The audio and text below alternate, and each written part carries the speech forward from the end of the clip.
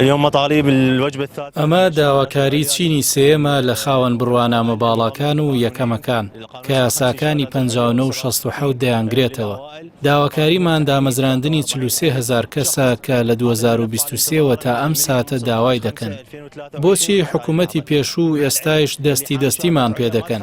ئەمە دووەم خۆپیشاندانە لە کابینەی نوێدا، بەڵام تا ئێستا هیچ یاسایەک یان کەسایەتیەک لە حکوومەت وەڵامیان نەداوینەتەوە.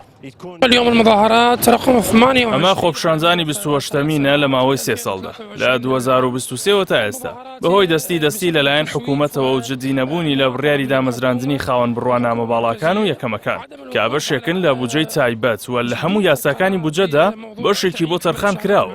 خاوەن بڕوانامەکان داوای 15,000 پلەی وەزیفی دەکەن کە 8,000یان لە تەرخانکراوەکانی پێشووە و 7,000یشیان لە چینی یەکەم و دووەم ماونەتەوە. طبعا حملة الشهادات العليا والأوائل خاوەن بڕوانامە باڵاکان و یەکەمەکان ئەمە خۆپیشاندانی 28مینیانە بۆ داواکردنی کردنەوەی دامەزراندن.